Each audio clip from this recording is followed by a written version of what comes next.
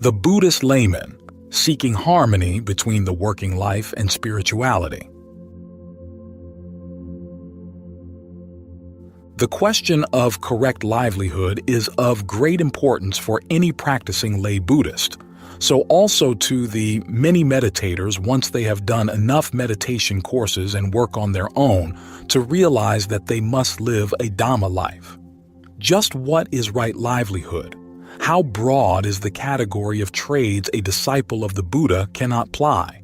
And how can one best work so that he is developing the other 7 path factors while earning a living? Is work a total waste, just a means to the end of supporting oneself in order to meditate? Or can one's job be used in a more constructive way so that it brings some direct benefit to those around us as well?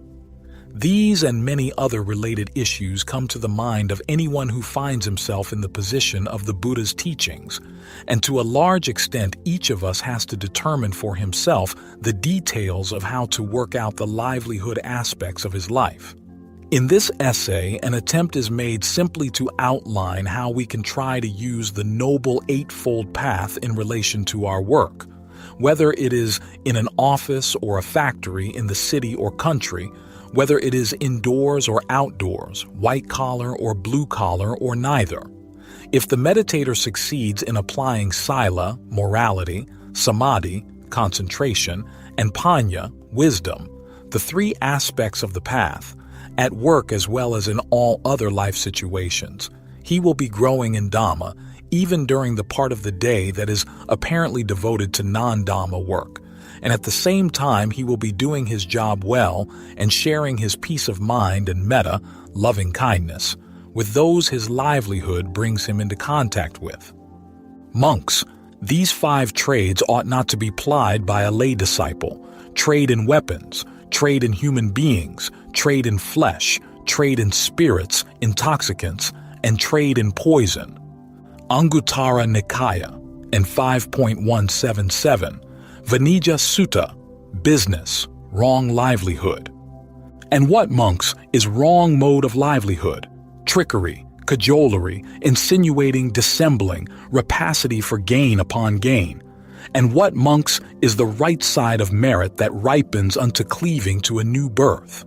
Herein, monks, an Aryan disciple, by getting rid of wrong livelihood, earns his living by a right mode of living. Middle-length sayings the third.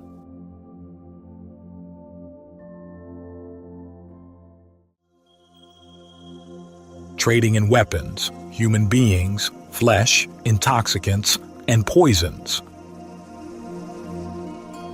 The fields of livelihood which the Buddha prohibited to his lay followers, as listed in the initial quotation above, are limited to those in which the disciple would be directly, on his own responsibility, involved in breaking one or more of the 5 precepts, which are the very basic moral rules for the Buddhist layman. Anyone who is attempting to develop morality, concentration, and wisdom, to grow in compassion and insight, cannot deal in weapons of any sort at any level of the business, because by doing so, he would be involving himself in causing harm or injury to others for his own monetary gain. These days, the probability of trading in human beings as slaves or for prostitution is limited, but certainly any job with such overtones is to be avoided.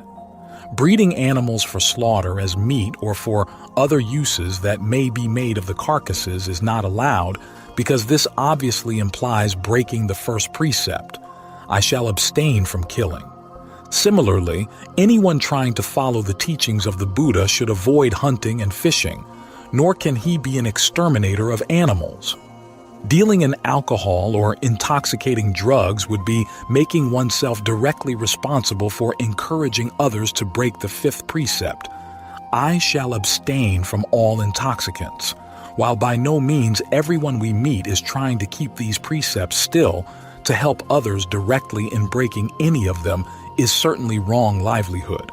If we manufacture, deal in, or use insecticides or other kinds of poisons in our work, we are engaging to some degree in wrong livelihood, because here too we are breaking the first precept and directly encouraging others to do so as well. However, the motivation behind the use of such material has a great deal to do with the depth of the karma being created. A doctor rightly gives drugs which are harmful to bacteria and viruses, not because he hates the bugs, but in order to help cure the human being.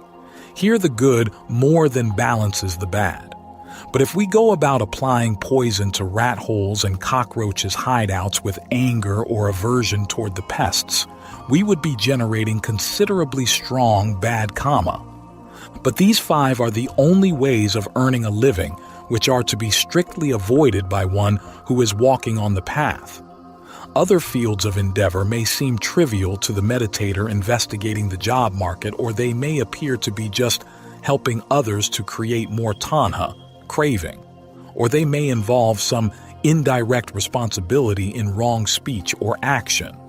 But we must find our work within the context of the society from which we come and within the framework of available job opportunities. It is not possible first to go about setting up the ideal Dhamma community and then find work within it.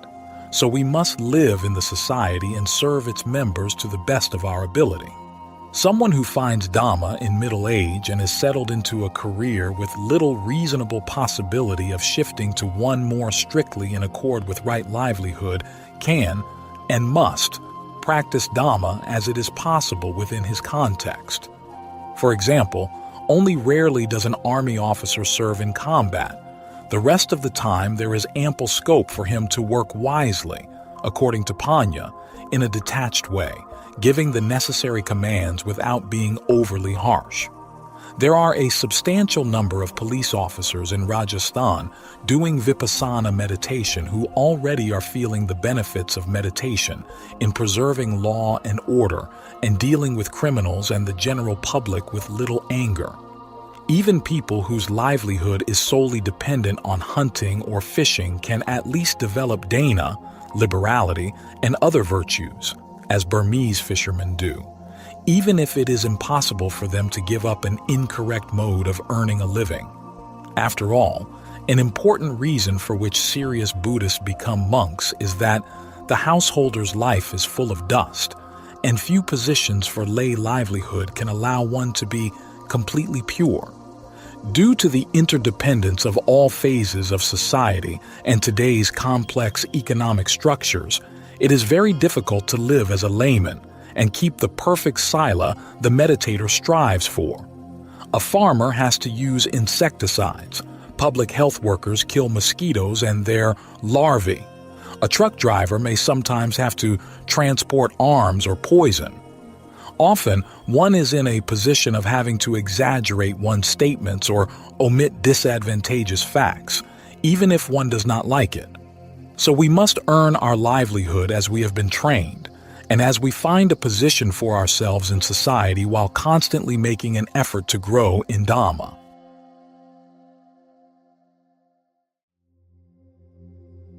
Applying the Buddha's teachings at work. However, if we let the Dhamma slide and allow our daily routine work to take over and become the thing of paramount importance, then we have lost track of the goal we set for ourselves in being dedicated followers of the Buddha, and especially serious vipassana meditators. One cannot use Dhamma for one's increased mundane profit and continue to grow in pañña, wisdom, at the same time, because then desire for gain, which is tanha, will be the root of one's very Dhamma practice and a complete distortion of the real purpose of Dhamma, the elimination of craving, tanha, and so of suffering, dukkha. Occupational work is a means to keep alive and to support one's dependence so that one can grow in Dhamma. Trying to use the Dhamma to help one achieve more at work and ignoring the Noble Eightfold Path, or getting so involved in business that one cannot even sit for meditation an hour in the morning and an hour in the evening, is making a farce of Dhamma. Perhaps keeping the form but surely losing the essence of the Buddha's teaching. This is the way of dukkha, productive of suffering. To alleviate dukkha, one must live by the Eightfold Path, earning one's livelihood within its context, trying to practice sila, samadhi, and pañña, morality, concentration, and wisdom, at the workplace as well as while formally sitting in meditation. Once we have found a suitable job, the more long-range task begins, applying the Buddha's teachings at work.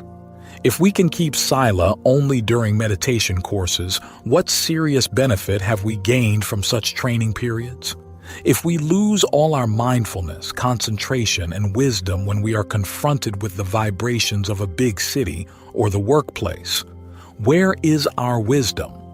To grow in Dhamma, we have to try constantly to apply the whole of the Noble Eightfold Path in all life circumstances. And some of the more challenging situations we will come across are very likely to be those we meet during working hours. Jobs are particularly important occasions to keep carefully to the path for a number of reasons. 1. Usually we do not have the support of the Sangha while at work and so are completely on our own. 2. Work tends to arouse all previous thought associations and our deep-seated conditionings of greed, competition, and aversion. 3. So many of our waking hours are inevitably involved in simply earning a living. Yet if we rightly apply the path factors on the job, we are still assured of moving toward success in the supramundane field. And we are quite apt to find that these factors enable us to do well in our chosen mundane work as well.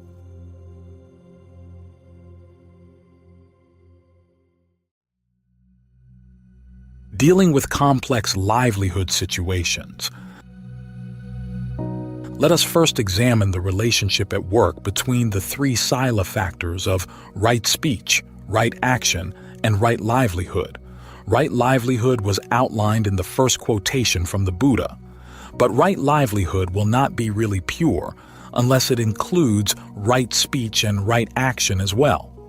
We have to strive with determination to keep all the 5 precepts while we work at a job, as well as for the rest of the time. The forms of wrong speech and wrong action to be avoided are all those in which lying, backbiting, or harming of others would be involved. If we are honest in our speech and actions, our employers will certainly be pleased with our work and we will be growing in Dhamma by confronting our mind's opposing tendencies. We will note when the mind tries to find the easy way out or to blame others for our own errors.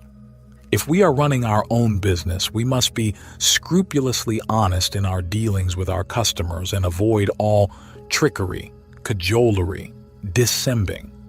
We can make a reasonable profit for services we perform of bringing our commodity to the consumer, but we must not let ourselves get caught up in the businessman's perpetual tendency toward rapacity for gain upon gain.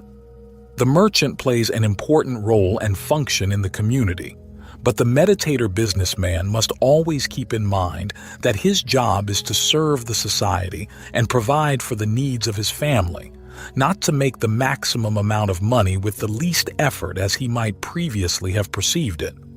Whatever our work situation is, in an office, factory, or shop, we will always feel the benefits of keeping sila.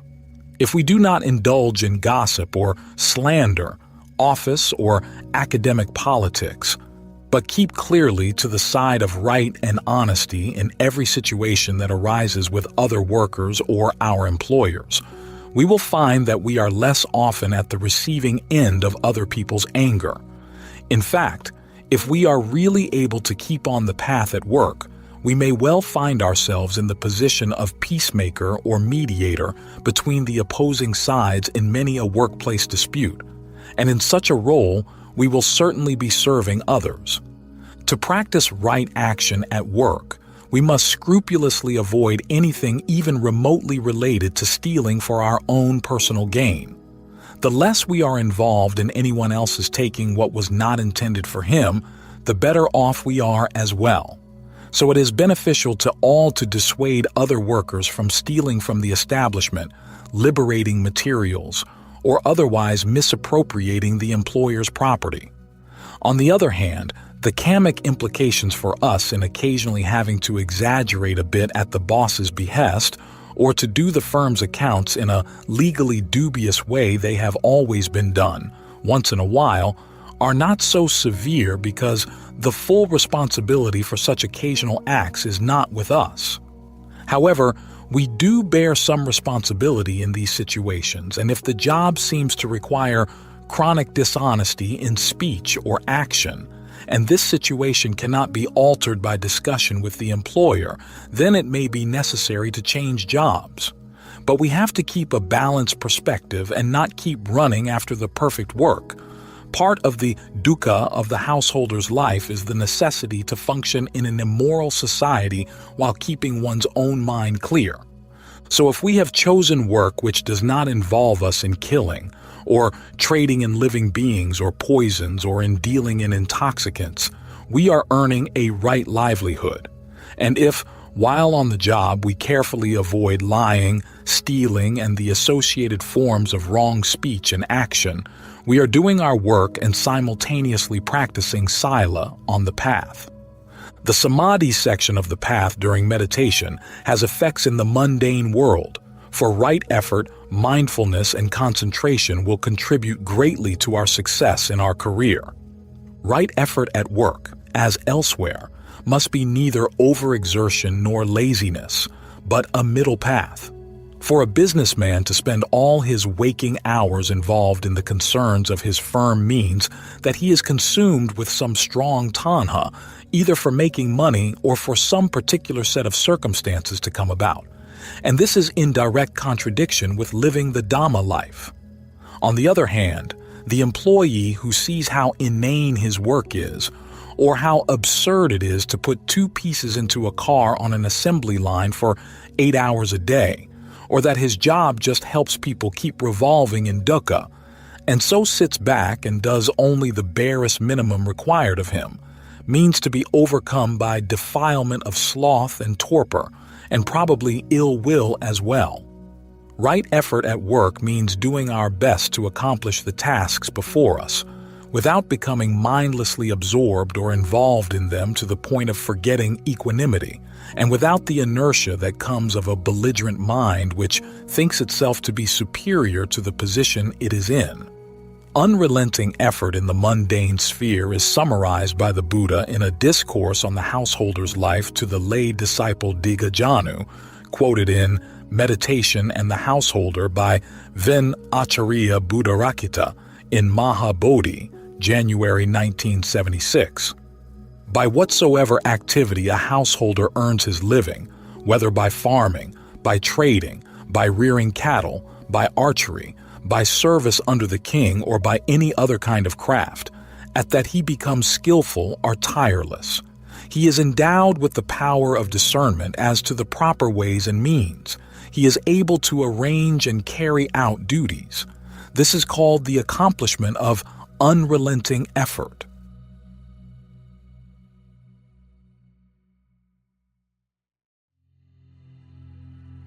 Samasati, right mindfulness. Samasati, right mindfulness or awareness, is the next factor of the samadhi section of the path, and there are several ways in which the mindfulness we gain from vipassana will help us on the job.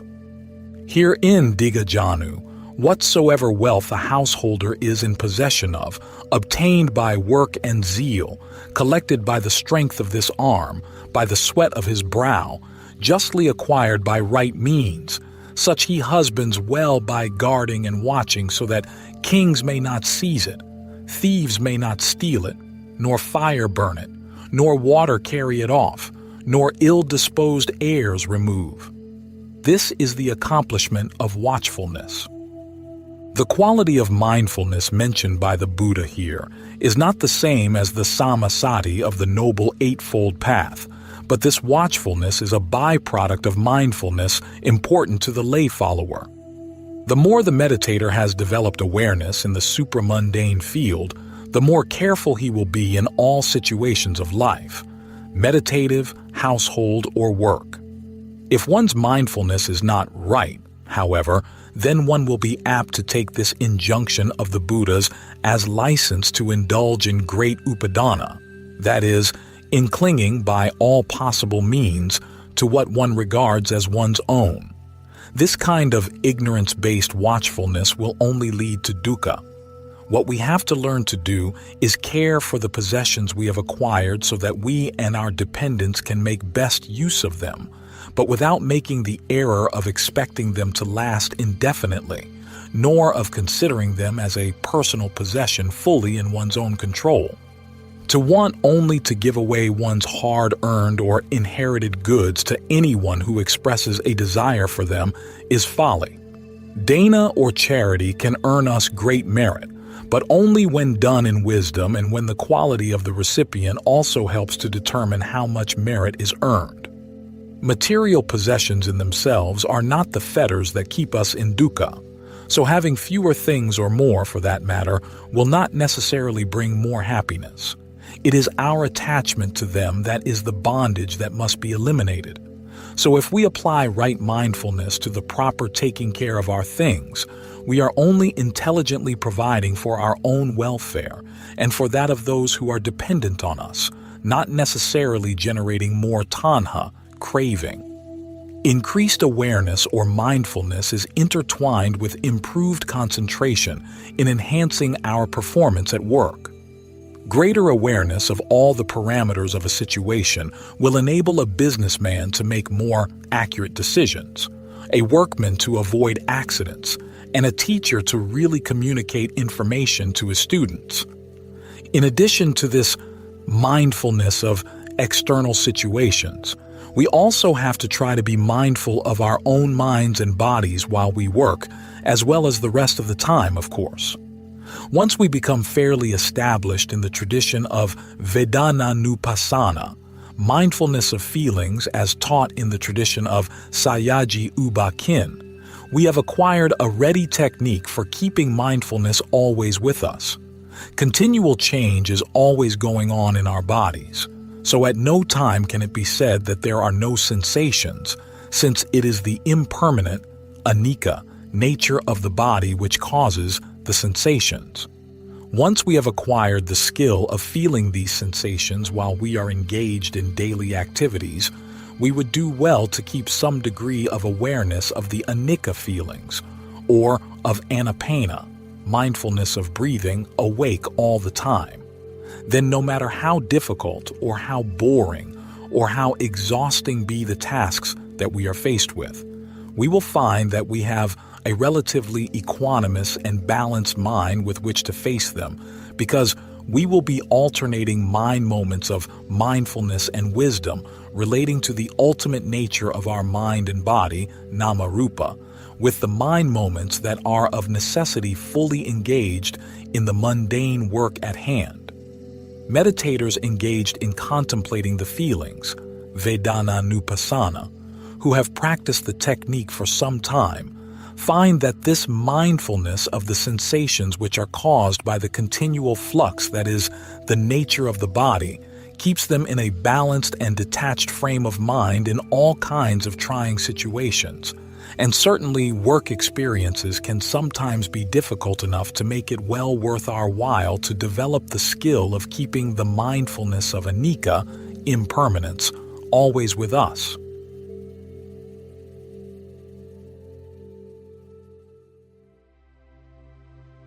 Right concentration.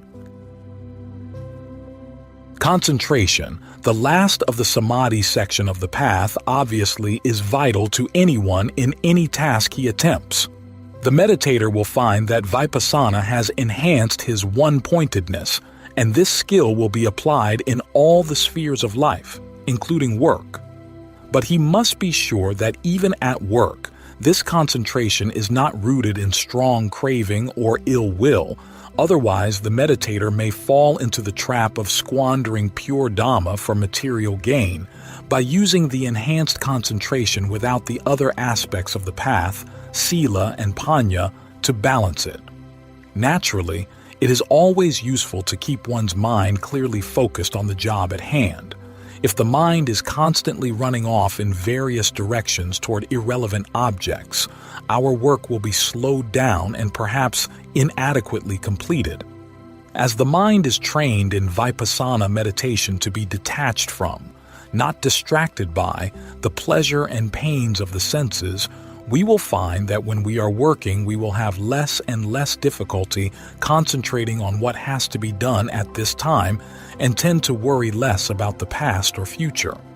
This does not mean that we do not plan our purchases or work schedule or ignore the future implications of decisions taken now. We do all these kinds of activities. We make all needed choices and decisions. But once such action has been taken, the mind settles back down into the job of the present without being hampered and held back by worries about the past or fears of the future. An artist or mechanic or craftsman is much better at his creating if his concentration is clear and his mind stays firmly with the materials at hand. A doctor's or lawyer's understanding of his client's situation will be correspondingly increased as his concentration on what the client describes is improved. He cannot practice his profession at all without a fair amount of concentration. Certainly, all kinds of teaching and learning depend on one-pointedness of mind.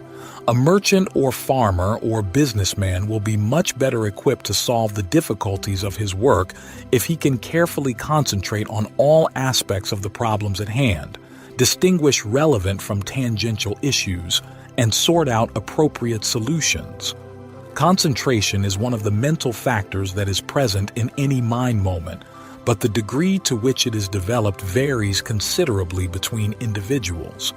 A vipassana meditator generally has a well-developed faculty of concentration due to his mental training, and if he puts this ability to appropriate use in the workplace, he will in this way gain mundane benefits from his meditation. Pañña, wisdom. Developing wisdom by applying right understanding and right thought to work situations and relationships with colleagues. The remaining sections of the Noble Eightfold Path fall into the category of wisdom. Samadhi, right understanding or right view, means the ability to see things as they are in their true nature by penetrating through the apparent truth. This means understanding the anicca, dukkha, and anatta nature of all phenomena, mental and physical, that is, their impermanency, unsatisfactoriness, and egolessness. This understanding should be applied to everyday life, including our work. Right understanding, samadhi, also requires a basic understanding of the Four Noble Truths, of suffering, its cause, its cessation. Further, of the law of karma, or moral cause and effect, and the doctrine of dependent origination. By means of right thought, samma-sankappa, the remaining path and wisdom factor, one considers all that happens in life with a mind that is free of greed and of hatred. For this discussion of the Noble Eightfold Path in the work situation, it is not necessary to separate right thought from right understanding, as without one the other could not exist in such situations. To apply wisdom, pañña, at work means always trying to keep the mind equanimous and detached while it is engaged in the necessary mundane activities and interaction with other people. So if the boss gets annoyed and shouts at us, we remind ourselves that he is at that moment suffering and generating more suffering for himself. We try to do the right thing if he is pointing out a reasonable fault, and in any case we attempt to send him metta and not let anger arise in reaction to his sparks.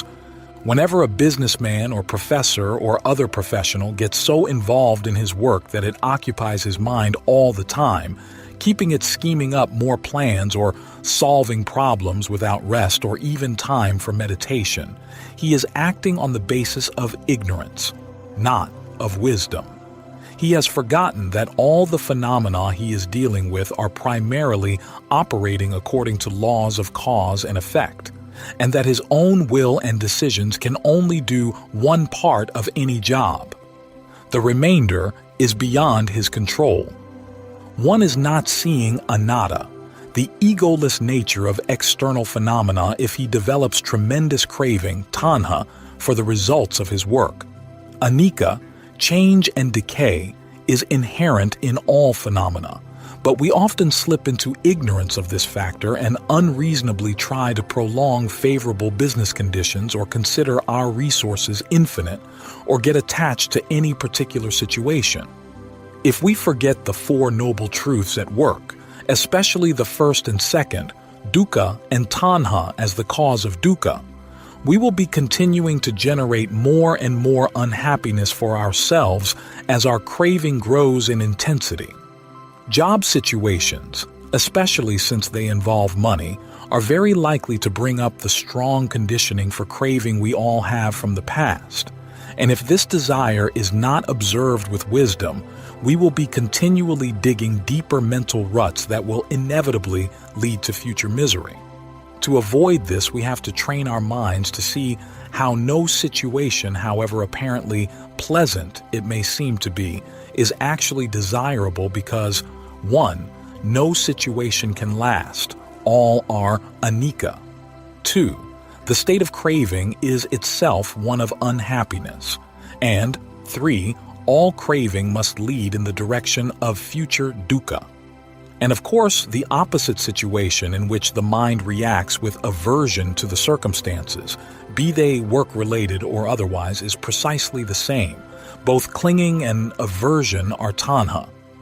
If the market for our product is favorable at present, if our superiors are pleased with our work, if we are getting good grades at the university, or if any other pleasant situation arises in the course of our work, we would do well to recall that this situation too is unsatisfactory.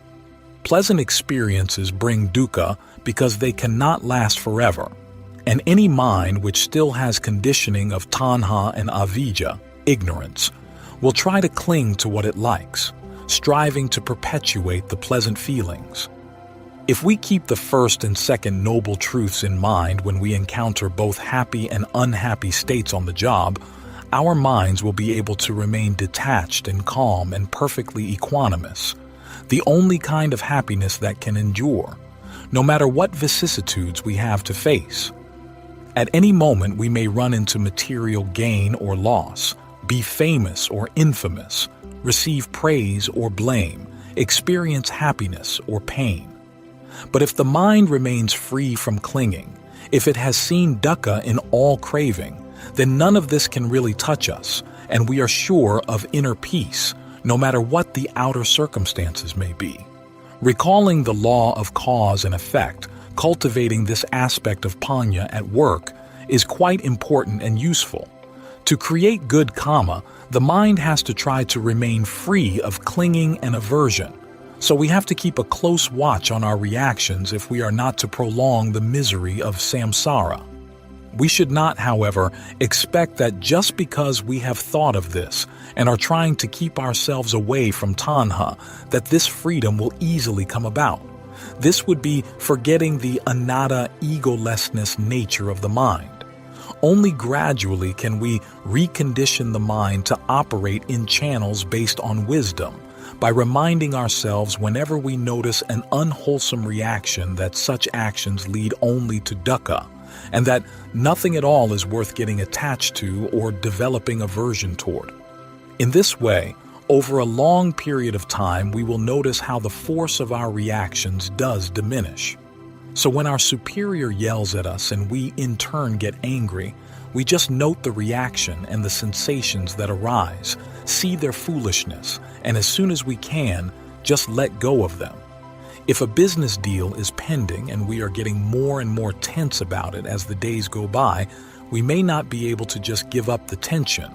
But if we observe how this particular conditioning of the mind is happening with some part of the mind detached and with the sensations, which will be reflecting the mind reactions, we are no longer reinforcing the tension sankharas, and so the next time they arise, they will be weaker.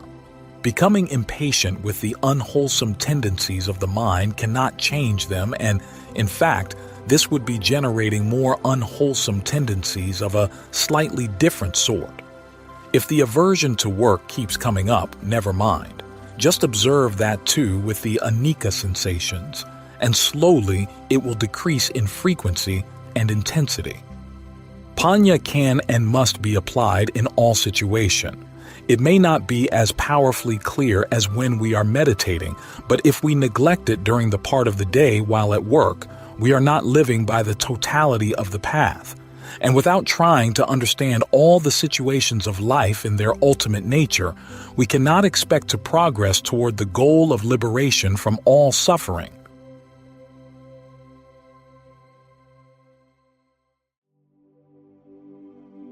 Conclusion. When we have undertaken the task of removing all the causes of suffering, which is what it means to be a serious vipassana meditator, we have committed ourselves to a full-time job. To grow in the wisdom that can remove dukkha, one must at all times try to practice all the aspects of the Noble Eightfold Path. This is the way taught by the Buddha that enables us to find for ourselves real and lasting peace and happiness. When we are engaged in our mundane work of earning a livelihood, we must be sure to keep our sila, morality, as pure as possible. Vipassana meditation will have increased our samadhi, concentration, and we must be sure that it is right concentration we apply on the job along with balanced effort. Mindfulness of the true nature of the external experiences and internal phenomena we come into contact with when working must be kept alive. And finally, pañña, right understanding and right thought must be developed with respect to our relationships with our co-workers, the various conditions at the workplace, and the functioning of our minds while engaged in earning a livelihood. As we practice the Noble Eightfold Path and live the life of a lay disciple of the Buddha, meditating while working and living in society, we will find ourselves growing in Dhamma while simultaneously serving all those we come into contact with in some fashion or the other. And just this is the essence of the Dhamma life, to eradicate the causes of one's own suffering by purifying the mind, and with the mind thus freed of greed, hatred, and ignorance, full of metta and compassion, help others in their own quest for real happiness. May all beings be peaceful.